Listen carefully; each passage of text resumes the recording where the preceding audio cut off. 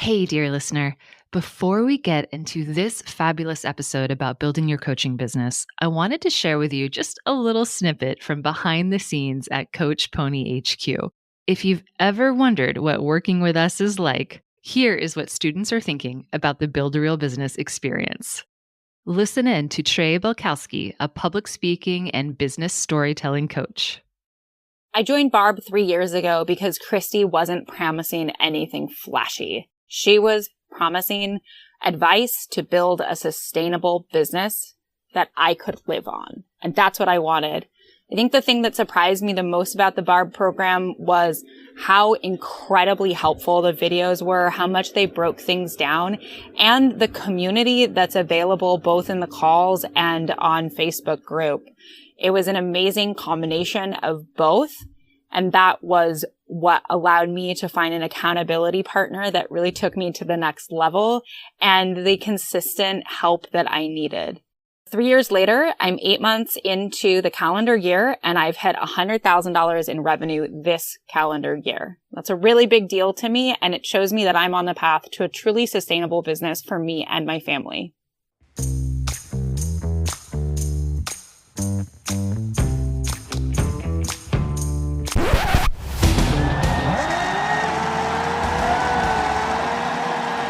Launch your coaching business. Fast.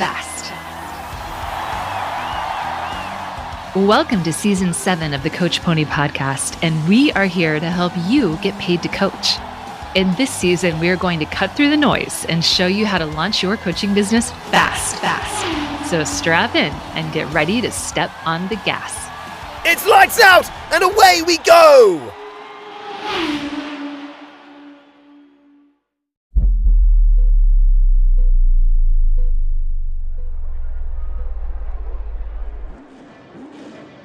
Hello, I'm on the track watching the coaches line up before the start, and I want to check in and see if they're ready.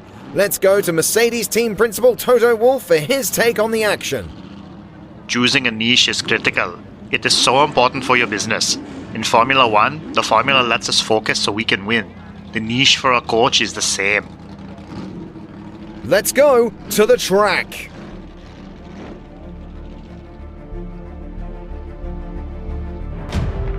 I sketched out my website on a piece of paper. On one half, it would say, for men who need date coaching. On the other half of the homepage, it would read, for women who need career coaching. I was interested in both niches and thought, why not go for it? Give people a choice. More clients for me, right? I mean, what could go wrong? A lot. A lot could go wrong.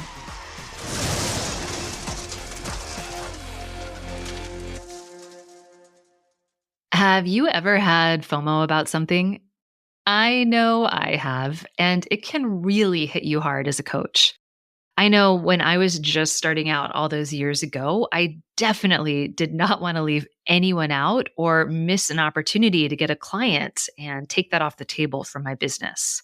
But what I've learned the hard way and what I want to share with you to fast track your success is that building a successful, sustainable coaching business can sometimes be a little counterintuitive. So what you think might be logical actually isn't. And while it might seem odd to you in this moment, focusing and doing less is actually how you serve more clients and therefore make more money as a coach. So, of course, let's take a second to make sense of this. Because I know that as a coach, you are taught that you can coach everyone. And that's true. Once you have basic coaching skills, you can help everyone. But that doesn't mean that's going to be good for your business. Let me give you an example. Let's pretend that you are an older gentleman and you're struggling with back pain. So you get on the search engines and you're looking for help. Your search turns up a few credible medical services in your area, and so you dive in deeper to see which one might be a fit for you. One service says they help with wellness for all ages, and they have a list of different offers. They offer you everything from blood work and nutrition to yoga and meditation. And as you scroll through this endless services page, you get instantly overwhelmed by their long list of services, and you struggle to know which one would be right for you. As you look at their testimonials to give you a little bit of help, they have photos of young children, athletes from different ages, and smiling people from middle age. But you don't see anyone who really looks like you. The other medical service says that they help with back, neck, and shoulder pain that comes from age. And they have 2 offers listed on their website. One is focused on neck and shoulder pain, and one is focused on back pain. You are instantly clear on their services as they outline their process for exactly how they treat back pain like yours. And as you dig into their testimonials and case studies, you notice that they have photos of people in their 50s and 60s, people who look like you. Which one do you choose? Probably the second one. Why? Well, I suspect you already know why, but just to spell it out so we're all on the same page, we like to choose help when we feel like that help is solving exactly the problem that we want solved, and they're doing it and have had success for people exactly like us. That builds a sense of security, safety, and a belief that this system or this program will work for you. That's super powerful credibility. And we, as humans, trust people more when they speak exactly to our problems, specifically to our wants, our dreams, our pains, our struggles, and our needs. And so this is a huge reason why niching is so important in coaching. It's so much harder to be credible as a coach if you try and help everyone. You'll end up like that first wellness website. You'll be writing website copy, trying to appeal to everyone on the planet, but instead it'll just be confusing or not that compelling. So it's really difficult when you don't have a niche to write a compelling website that converts people to your coaching. It's also difficult to build a great offer that really speaks to people where they say, oh my gosh, this is exactly what I was looking for. And it's so hard to plan marketing content or even to know where to go to find people for your coaching. So if you don't have a specific person and goal in mind that you want to help as a coach in your business, you've made your life so much more difficult and you've made it so much harder for great clients to find you. And the other thing that I want to bring to your attention is that niching is really, really freeing. A lot of people view it as limiting, like you're putting yourself in a box and coaching won't be as fun or as interesting for you because you're only helping one small problem. But it's actually interesting how niching ignites your creativity. And let me give you an example. Let's say that someone asked you, how can we end poverty in the entire world? Think on that for a second. Are you instantly overwhelmed? I know I am. I mean, that's a huge question. But what if instead someone said, how can we get school books to needy children in the state of Alabama? How can we get 100 children school books for the year so that they don't have to have their education impacted? We just need to get school books to 100 children. Would that be easier? Like all of a sudden you have a lot of ideas, right? Maybe you can have a lottery or a potluck to raise money. Maybe you can start a GoFundMe account for these particular kids. Maybe you can do a showcase or a talent show where the kids show off some of their talents. People get to meet them. You can sell tickets and raise money that way. Maybe you could apply for a grant. Anyway, you get the idea. All of a sudden, by narrowing your focus, you've allowed your mind to grasp the problem and engage with it in a tactical but creative way. So I know it's counterintuitive, but it is so helpful to your business and it's so freeing in your business to niche.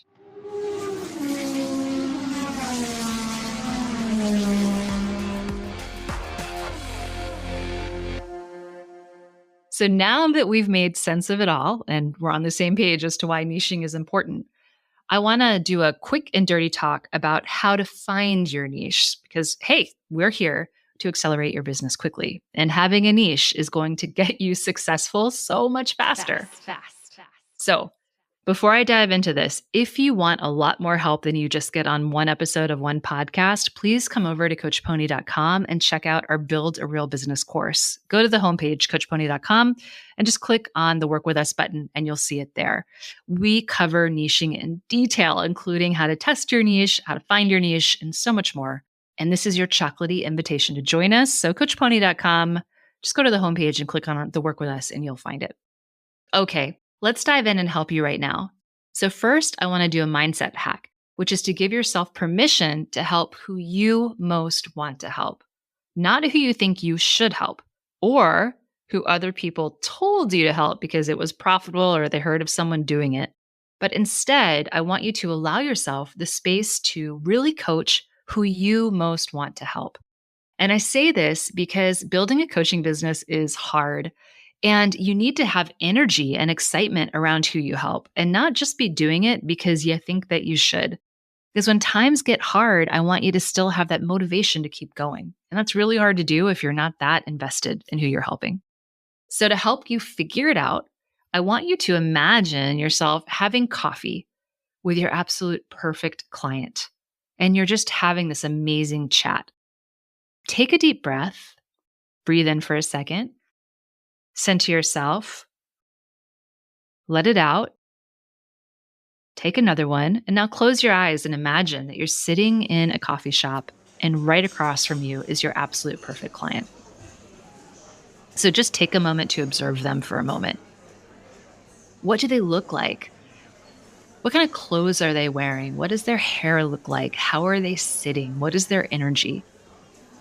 Now, imagine that you've asked them a few questions about how they're doing, and they say, I'm really struggling right now. So what are they struggling with? What are they complaining about as you ask them how they're doing? Next, ask them, what is the number one thing that they want to accomplish this year? So what is the number one thing they want to accomplish this year? And follow up and imagine them telling you, why is that important to them? Why is it that they do this important thing soon or now? And what will be different when they do it? What will be different in their life when they do it? And not just in a vague way of, I'll feel better, but specifically, if their goal is to get healthier and stronger, what will be different? Maybe they can pick up their grandkids instead of not being able to play with them, for instance. After you go through this exercise, write down your answers to what you learned, what you imagined. So engage your imagination and let it run free. Write down your answers, take a look at them, make any edits that you want, and voila, you've got the basis of a niche. Seriously, you know what your people are struggling with and what they want to achieve, and that's what you need to know. But there's a second part to this process that we cannot skip, because the next step is to test this niche and see if you like it and if you've got a market for it. So we need to determine that there are people out there who are willing to pay for your coaching in this market before you spend any more time in this niche. So I want you to take a look at the niche again and then make a list of people in your life who either match up, who are in that niche now, or who used to be. Maybe they struggled with divorce, getting divorced, and now they've made it through that. And they can still talk to you, though, about what the process was and what they struggled with and what their goals were. And then I want you to interview them. You can also ask friends and family if they know of anyone in this niche. So ask people individually in your life, and you can ask people online if they know of anyone and set up some interviews. All you need is 20-25 minutes. You don't need a lot of time. And as you interview these folks, I want you to ask them what they're struggling with. Ask them how they're tackling that problem. What are they doing to solve it right now? Or what did they used to do in the past to solve it? Ask them why it's important to solve that problem right now or reach that goal soon or this year. Ask them what would be different, much like we did in the imagination. And then ask them if they've ever hired help to help with this issue. It doesn't have to be a coach. Perhaps you're in the health coaching world and maybe they've hired a nutritionist or joined Noom or something. Or if they haven't invested anything in getting help, ask them if help is something they'd consider investing time and money in. Don't put a price on it. Just see if there's any interest at all to pay for help with this issue. This last question is really important, as it will tell you if people are willing to pay for your services as a coach. If they have a problem that they feel it's really important to solve, then they will invest in solving it. And we need to make sure that they have prioritized this problem. So this is not about what you think they need help with. This is about what they really want help with, because we put our money in stuff that we want. Now, the other thing I need you to do is to make sure you talk to a big enough sample set of people. And you do need to talk to people in your niche. Please do not talk to friends and family about their opinion if they're not in your niche, because they're not buying your coaching. So frankly, their opinion doesn't matter. So you need to talk to at least 3 people, if not 4 or 5 or more, because I don't want you to get swayed by one person who tells you, oh, I would never pay for help. Like, don't get swayed by one person. If 5 people say they would never pay for help, then okay, that's a trend. That's enough data to tell us that's probably not a viable niche. Talk to enough people so that you can start to see trends and not just be swayed by what one person is telling you. And then, as you talk to people, you need to be thinking about your own reactions. So I want you to listen to yourself as you're doing these interviews. Are you excited? Are you having a good conversation? Even if you're a little bit scared or anxious, is there still a sense of like, oh, motivation or enthusiasm underneath that? And I'm saying this because we need to make sure that you love this niche as much as you thought, that you are interested in it, in addition to making sure that there's a paying market for it. Because it's okay. Sometimes you explore a niche you think you're interested in and you realize that you're not. It happens. Now, if you're struggling with this exercise or you want a lot more structured help, including specific scripts and ideas on how to find people and test your niche, please know Build a Real Business is out there. But for now, start with your own network in person and online and see who fits the bill. And again, ask friends and family if they know of anyone in this niche who'd be willing to chat with you. That's it.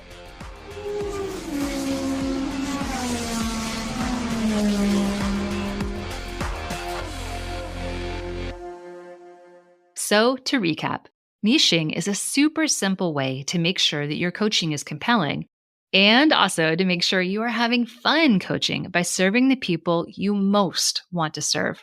And because of the first 2 things I just mentioned, it's also where the money is. And honestly, I cannot tell you this enough, but it's a relief not to have to try and serve everyone, to focus only on the people that you most want to help. In addition to being freeing and to being profitable, it's genuinely a relief. So go out and give it a try.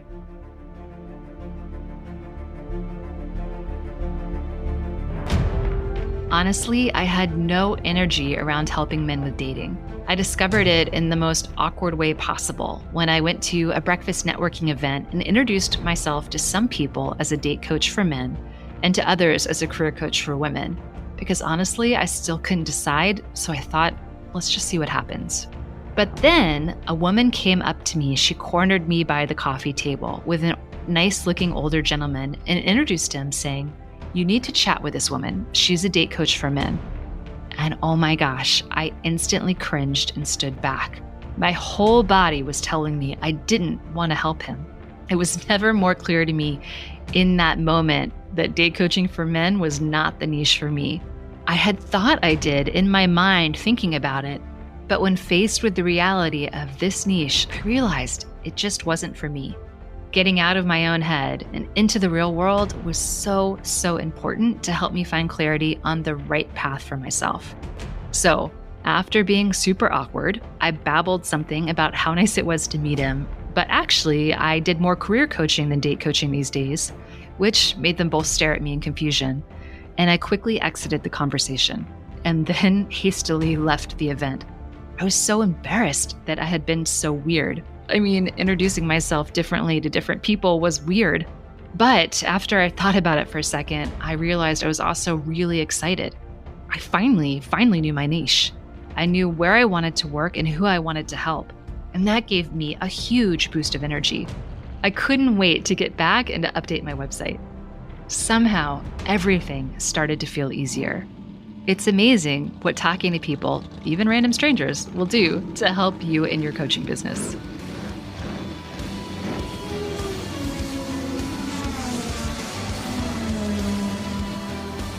And to that end, keeping with our Formula One theme, I want to wrap up this episode with a pit crew pep talk, because no coach ever succeeds alone.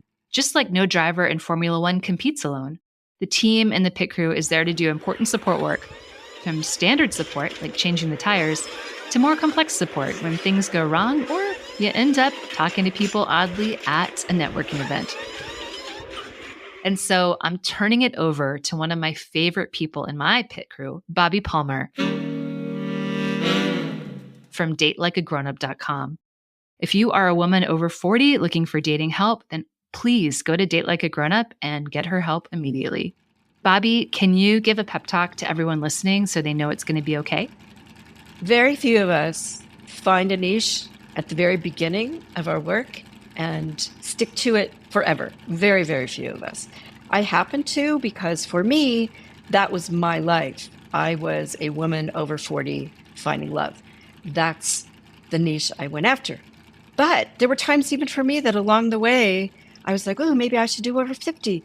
Oh, maybe I should do men. So many people came to me. You should do men. You should do this for men. You should do this for this group, this group. It's messy. It changes. It evolves. So even for me, I stuck with my niche forever. But I still had moments when I was like, man, maybe I should change this. Maybe I should adjust this. So be prepared to learn and evolve if you need to and if you want to. That's the key. Don't listen to other people. Remember, this is something that you need to do for yourself to make you happy and to work with people that you know you can help, because that's what makes us happy, right? That's what makes us money. And that's what makes us feel good about what we're doing, that we can actually help them. Do what feels good and what makes you happy and what really, really helps the right people. And you're going to land exactly where you need to land. Just trust yourself. And if you want us on your pit crew, come on over to CoachPony.com. We've got tons of free resources for you to help you in your business, including an amazing free 14-minute class all about how to find paying clients at CoachPony.com/marketing. Okay, we've started the engines. Let's check in with Pitwall. Toto, what's happening next? Next up, we are talking about how to nail your offer. And it's an important one. You cannot launch your business if you don't have anything to sell. And with that, I'll see you next time.